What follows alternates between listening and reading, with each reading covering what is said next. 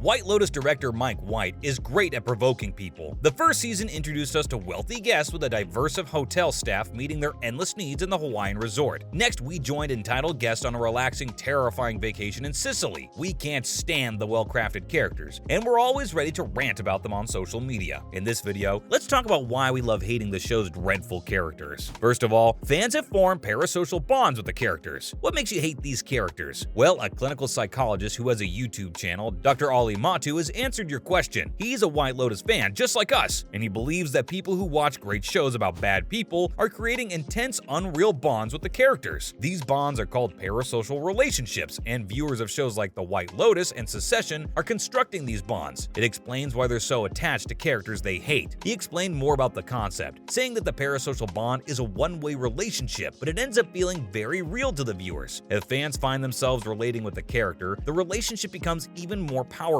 Well, we're humans. Everyone's constantly looking to build social connections. People are aware that the characters in their relationships aren't real, but they continue to ignore that and live in their world of fantasy. Still, let's not ignore that these imaginary built-up relationships have benefits. Yes, that's right. Psychology says that it's a healthy way to build connections. Dr. Ali pointed out that viewers will find it easier to discuss Tanya's character on the show and how difficult things are going for her. But nobody will find it easy to talk about the Tanyas around us in our own real lives. This is becoming increasingly true since the global pandemic limited social interactions and left humans with zero connections and never-ending isolation. In that difficult year of 2020, people turned to binge-watch their comfort TV shows or movies, building connections with fictional characters. Let's look into Stan Twitter. In the past few years, we've seen a surge of social media users, especially Twitter users, calling themselves a stan of a celebrity, music, TV show, or movie. There's a division on Twitter based on how you use it. You're either a local or you're a part of Stan Twitter. So stans are pretty much in a parasocial relationship. The parasocial bond is a reference to the toxic connection of fandoms with a celebrity. Fans stay ready to craft storylines out of an Instagram post with cryptic captions. And social media is promising notices from celebs, so a retweet or reply from a celeb feels like everything, but it's a one-sided relationship. The celebs will never know who their fans are. Parasocial bonds are the only explanation for the criticism comedian John Mulaney received for divorcing his wife, Anne-Marie Tendler, after 7 years of marriage. Emotional fans slammed the wife guy and wondered who was going to keep their pet dog Petunia. We're never forgetting how memes were circulated when Adam Levine cheated on his pregnant wife, Bahati Prinsloo. It just crushes fans that their celebs have stepped out of the character they were maintaining. It's like betrayal. Lately, fans are shoving remarks regarding one's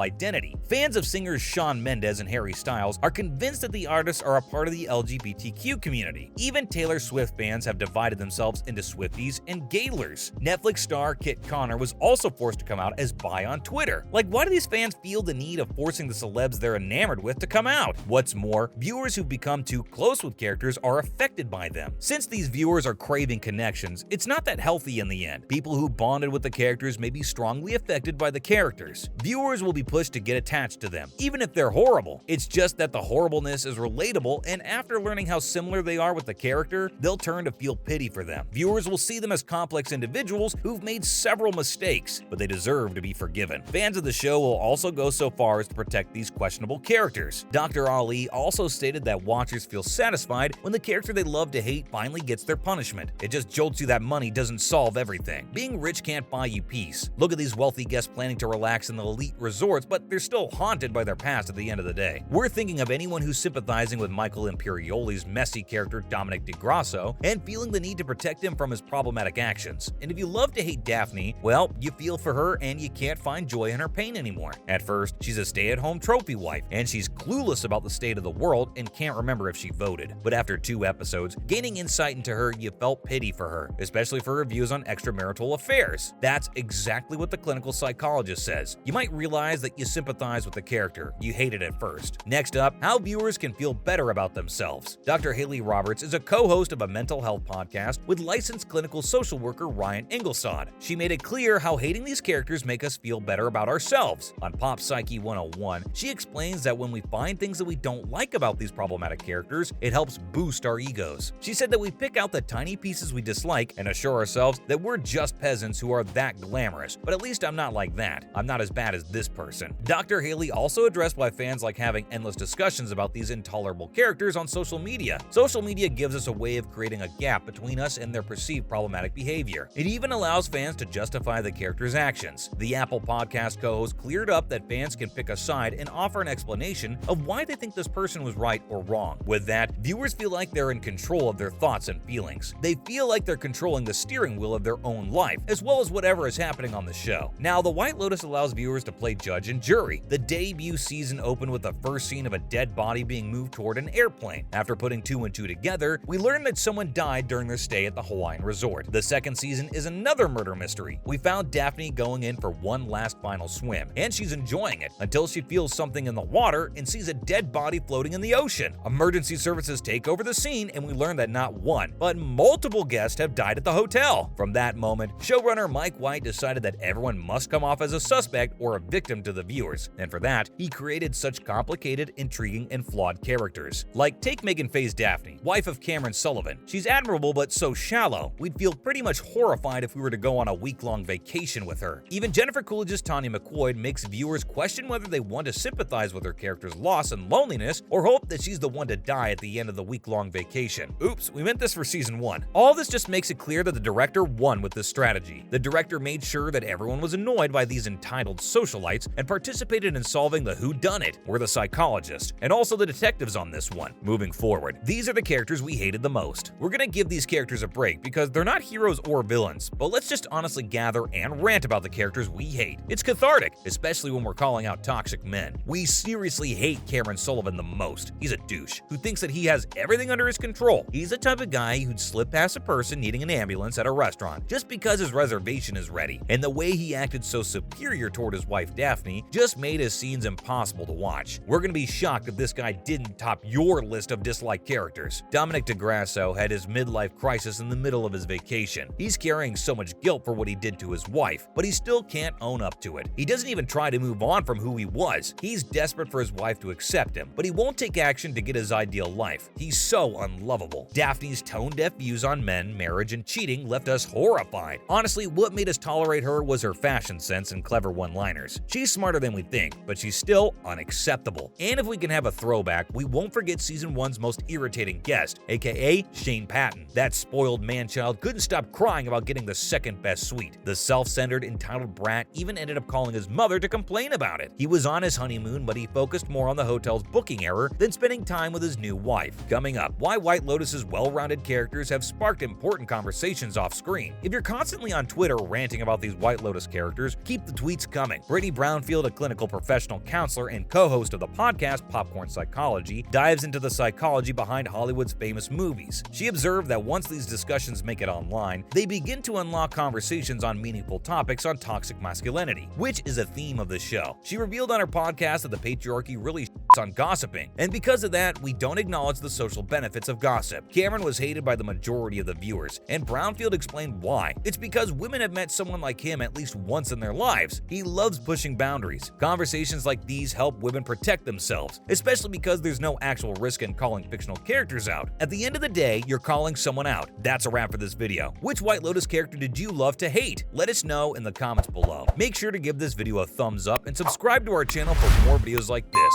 See you in the next one.